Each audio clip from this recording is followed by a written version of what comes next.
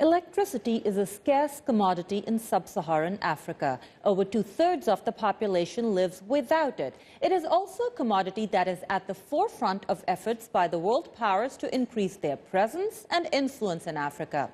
Africa's energy needs. What are they, and how are they playing a part in global politics? We'll find out next on The Line.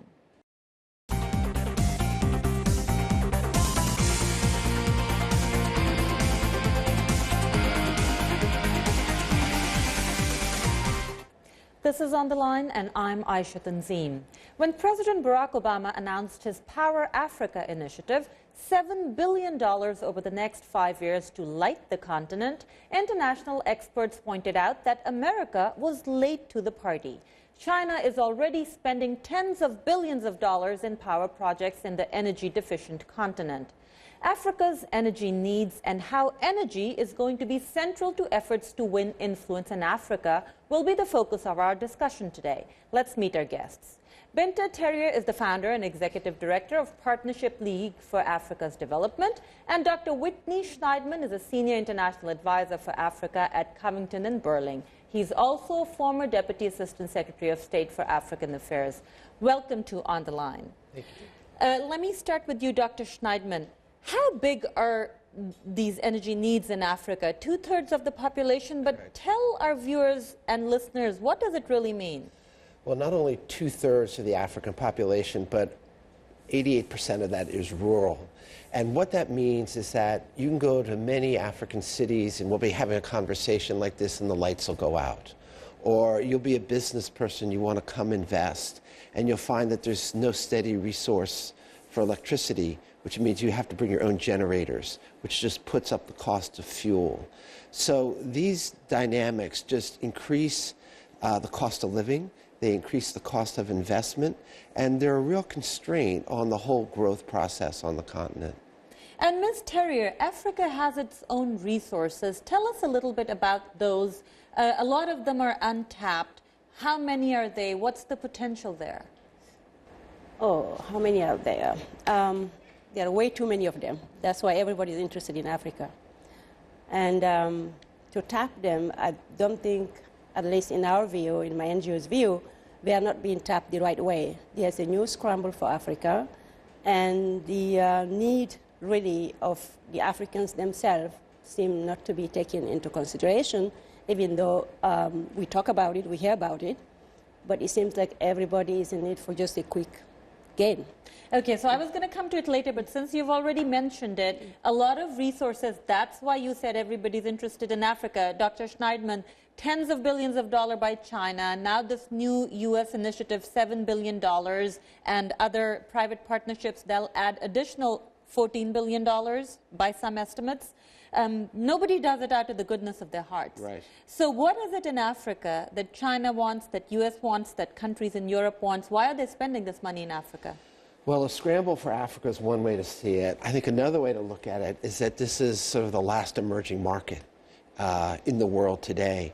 And what we're seeing is a lot of economic growth. We're seeing people with better educations. We're seeing health indicators improving dramatically. We're seeing governance improving dramatically.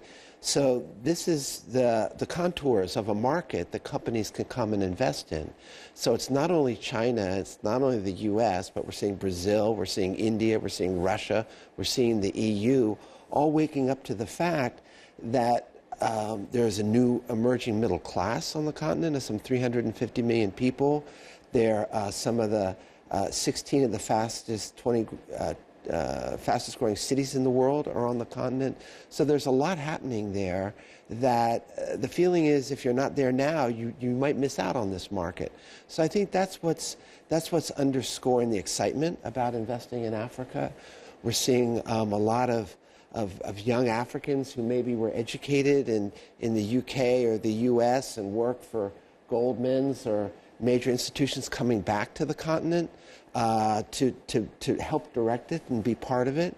So it's a very interesting time on the continent, and I think these trend lines of economic growth, improved governance, improved prosperity will continue, but not without the support of Africa's friends and not without the correct engagement. It can't be sort of any external power for Africa, dictating to Ms. Africa. Terrier. It has to be a partnership. Now, you indicate that there is a scramble for Africa, as you put it, but in other words, the needs of Africans are not being taken into account. What do you exactly mean by that? I believe recently there was a survey conducted to see, I think it was across 34 African countries. We have 55 African countries. In all those 34 African countries, 1 in 5 lives in poverty. They don't have access to clean water. They don't have access to enough food. They don't have access to health care. So if Africa is growing, that is really debatable. Is that growth really, those growth rate we're seeing, is it really base effect? Now the question is, if it is a base effect, is it going to translate into a permanent growth as we saw in Korea, as we saw in Japan after World War II? Or is it really going to be just a base effect, and that's it? We really applaud President Obama's initiative, Power Africa. We need power, that's for sure. We need power, we need infrastructure. But the problem is that, again, foreign direct investment is what Africa needs. But it has to be done the right way. It has to be well targeted. It has to be well structured. You see, it is a scramble for Africa. If you see all these land deals going on, it's not the kind of land deals we see in Argentina or in Chile. These are deals that are taking place under the table where the stakeholders themselves, the Africans themselves, are not even aware of it. Let me ask you, are the Africans not aware of it, or is the problem corruption in Africa and in the governments of Africa, who, by some Africans who complain that the leaders themselves are selling the continent off? Okay. I think the problem is, instead of finger pointing, the lack of land right in Africa. Land right, property right that is nationally and internationally recognized and enforced. That's what's missing.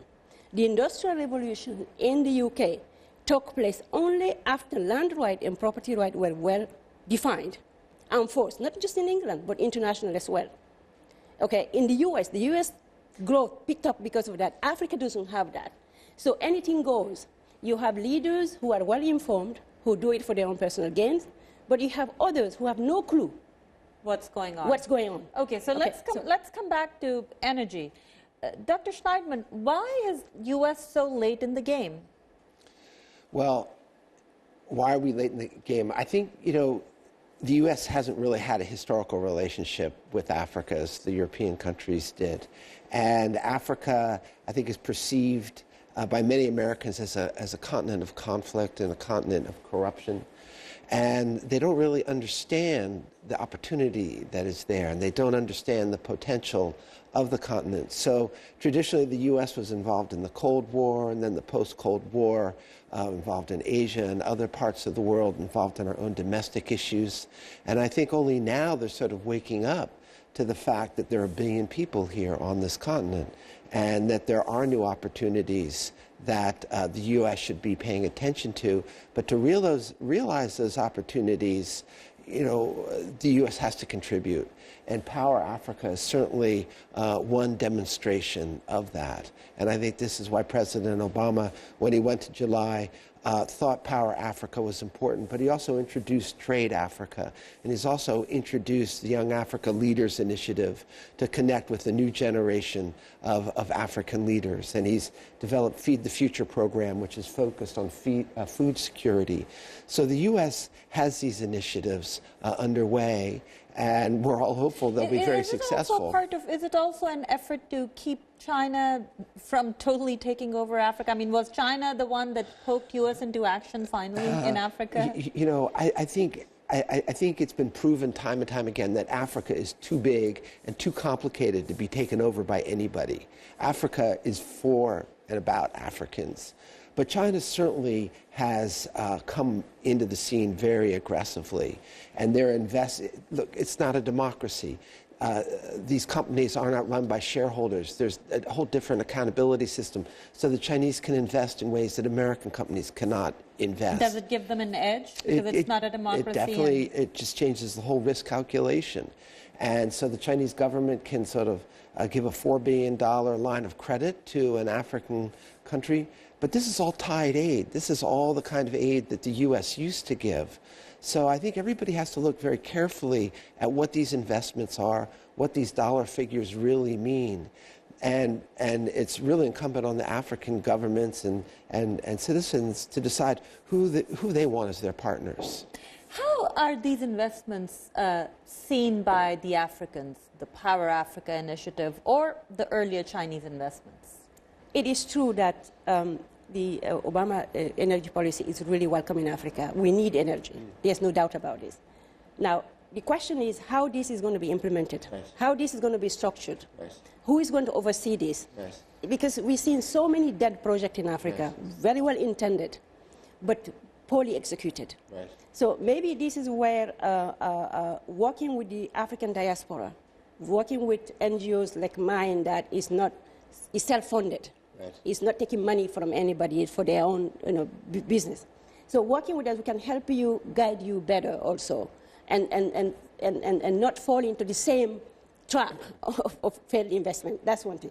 Let me hold you right here. I want to come back and talk about what that good investment is versus the failed investment, but we need to take a short break right here. We'll be right back. Voice of America. 1,500 hours of news and information. Educational and cultural programming to more than 134 million people worldwide each week. Listen to us on radio. Watch us on television. Follow us on Facebook or Twitter. And through your mobile device. VOA. We're dynamic and consistent in bringing you the most reliable information in 43 languages. Tune in. Tune in.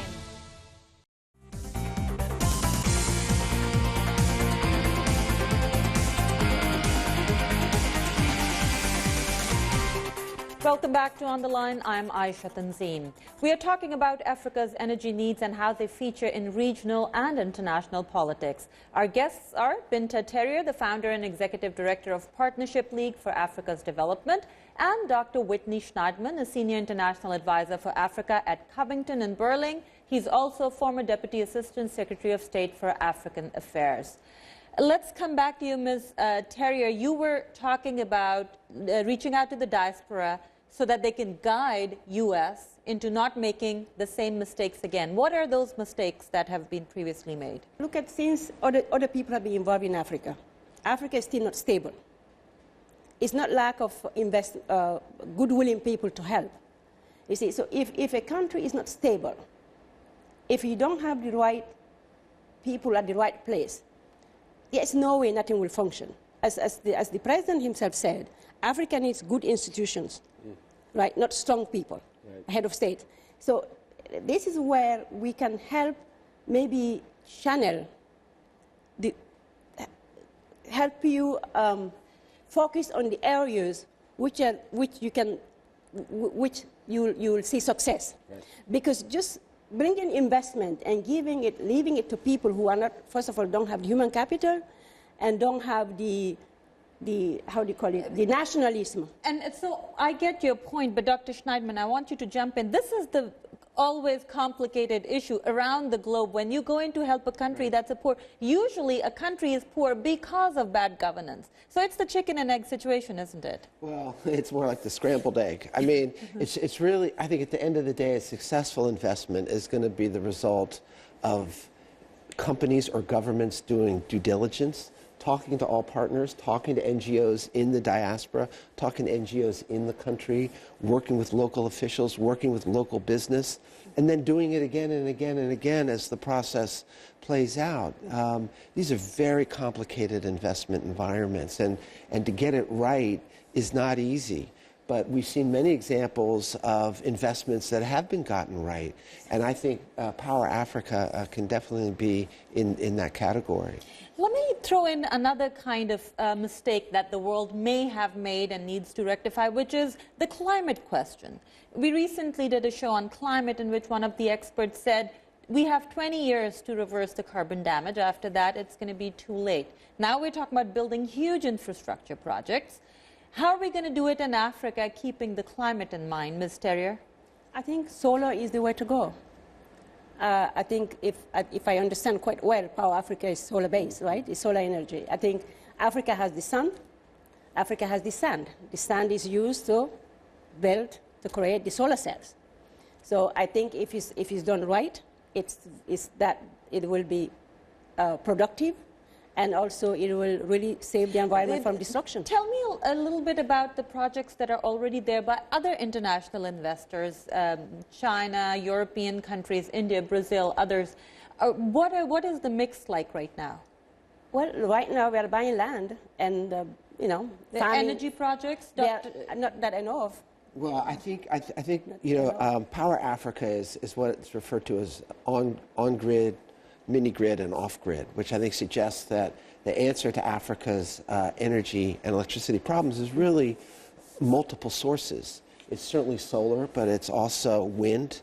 Africa has tremendous rivers, so hydro comes into the equation. Maybe there's a small nuclear component. I mean, I think everything has to be on the table. In West Africa, you have the issue of flaring of oil and gas that needs to be captured and can be turned into LNG, liquid natural gas.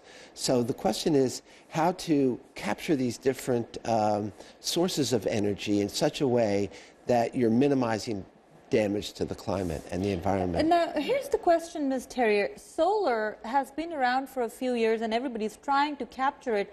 I don't know of a single country where it's the major power source. It's part of the component because it's so expensive. Why would it work in Africa? Recently, I don't know if you have heard of Dr. Kump, Richard Kump of Skyhit. He is really very knowledgeable in that field. And he's been going around to India, to Latin America, and then teach the rural people, the poor people, how to build their own solar cells and then create their own panels. And it has worked because you have in India the most remote places in India, and this is a very cheap way of really electrifying. And also the women have learned to build solar ovens. So he's domesticated. He's domesticated the industry. Okay, so but you even see it on a residential areas. Yeah, he's domesticated. And this, you know what?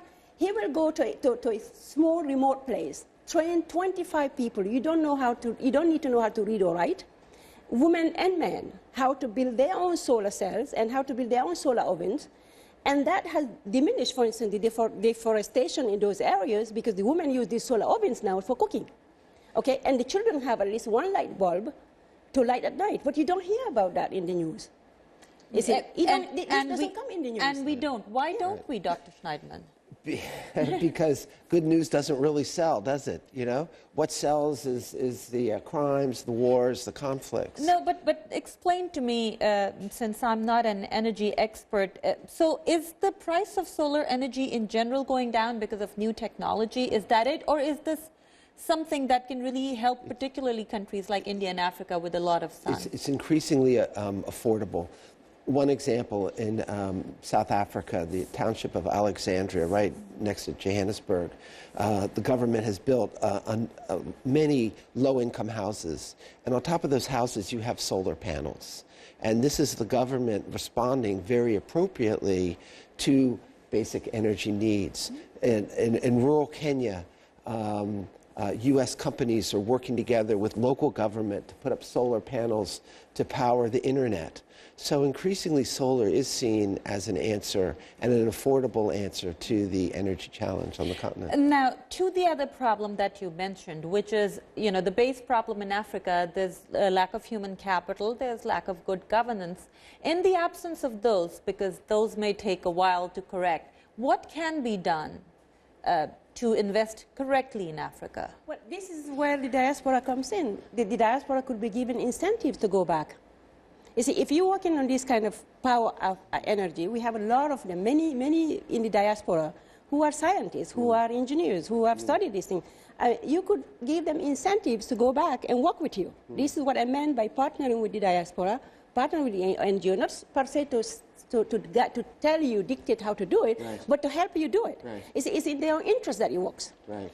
And I think it's happening increasingly. There's this, many people, I was in Ethiopia in August at the U.S.-Africa AGOA Forum, and we went to visit an Ethiopian company that was developed by an Ethiopian diaspora who'd come back to develop wind farms outside Addis and plans to sell the energy to the government. So if we can use individuals like that as a role model, I think it gets the word out to encourage more to do the same. And is that kind of one of the things that a Power Africa initiative aims to do? Is that going to be kind of like a policy, reach out to the diaspora, and it's just happening on the sidelines? I think this administration wants to reach out to the diaspora in many ways, and certainly tapping their knowledge, tapping their resources, tapping their willingness to invest in Africa is very much part of it.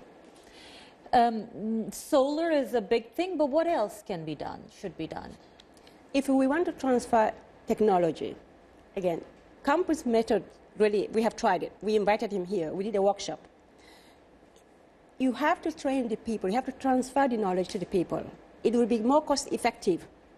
You see, if you take the time, start by training the people who will work with these solar cells, who can put them together and put them on top of the house, it's cheaper than to import, to bring people from here to go there. Labor is very expensive in the US, and now to bring people from here to there and do it, it will be extremely expensive. Yes.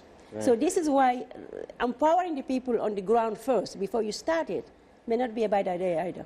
Okay, so a very interesting discussion. I wish we could go on. Maybe we'll have another program on that. But thank you both for your time. I'm afraid our program's time's over. I must thank our guests, Binta Terrier, the founder and executive director of Partnership League for Africa's Development, and Dr. Witney Schneidman, a senior international advisor for Africa at Covington and Burling, and a former deputy assistant secretary of state for African Affairs.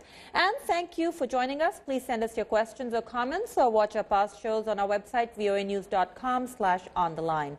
We look forward to hearing from you and hope you'll join us again next week for another episode of On the Line.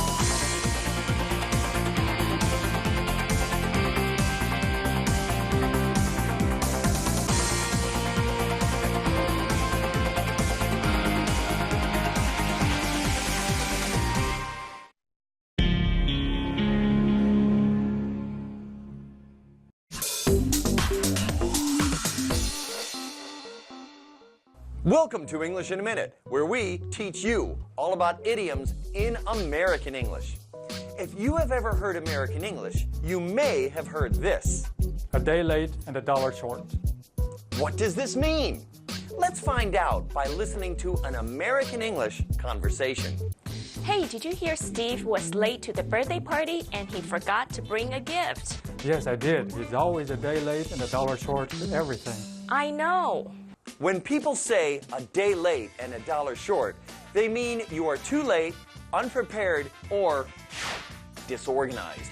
You only want to say this with your friends because it's an informal phrase. You don't want to use this in a formal or a business setting because it may be rude. Remember, a lot of American English is delivered by your facial expressions.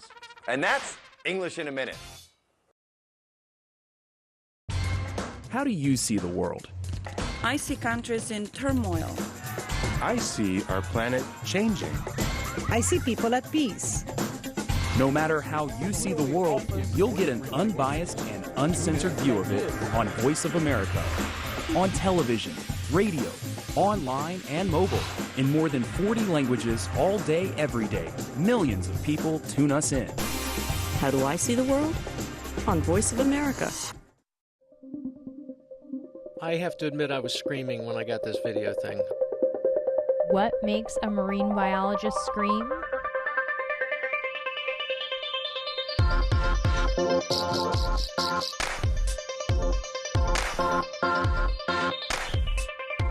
Roger Hanlon captured this about 10 years ago. He was doing a study in the Caribbean and he'd been following this octopus for about an hour.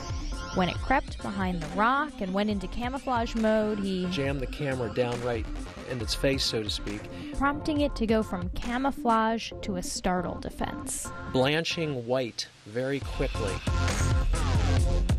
and then inking him. But I followed the animal and finished the dive, and I popped at the surface. It was only about 5 feet deep, and I screamed bloody murder, and they thought I was having a dive accident. When actually he was having... It was a eureka moment, there's no doubt about it. And that's because Hanlon is trying to understand just how camouflage works in cephalopods. Yes, cephalopods, squid, octopus, and cuttlefish. They are masters of optical illusion. They are the animals best known to go anywhere in camouflage. No animal comes even close to the speed and diversity of appearances of this animal. And they have a few tricks at their disposal. Octopus and cuttlefish can change their skin texture. This is the only animal group we know of that has fine control of its skin to create the bumpiness. And they match their skin dimensionality by sight, not by touch, which is a vexing visual perception question. And of course, they change color. So here's an octopus doing what we call the moving rock trick. I'm a rock, I'm a rock. Now watch this.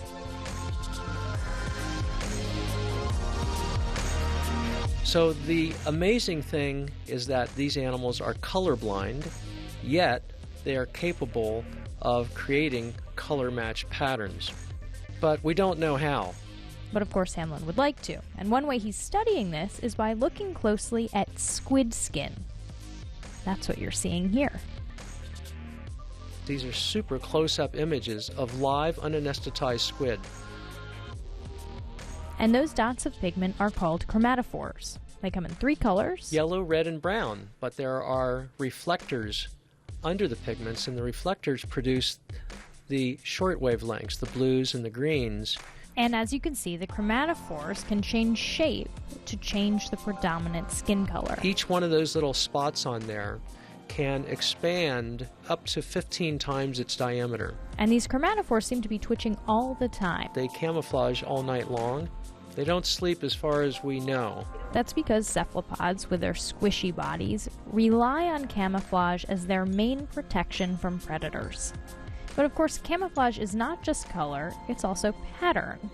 This is one of Hanlon's major hypotheses. We found only 3 to 4 basic pattern templates that they use to achieve all this camouflage.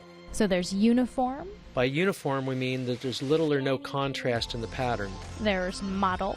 Mottle is small-scale light and dark splotches. And disruptive, and the idea there is to interfere with the recognition of what the animal is. Based on lab studies, Hanlon says that the animals flash particular patterns based on a few visual cues they encounter in the environment. Hanlon wouldn't call it a reflex because so much visual analysis is involved. But it is very fast. The palette and pattern changing in less than a second. But just why these patterns work is still kind of a mystery. Let's take the octopus video again. Hanlon analyzed this video frame by frame, but he can't tell you why you don't see the animal. We can't find any true statistical matches, whether it's brightness, color, between the animal and the background. So camouflage is not looking exactly like the background. Camouflage just means fooling whatever's looking at you, which suggests we're behind the 8 ball, as it were, if we think the world looks like how we see it. There's much more information there, and other animals see it very differently. For Science Friday, I'm Flora Lichtman.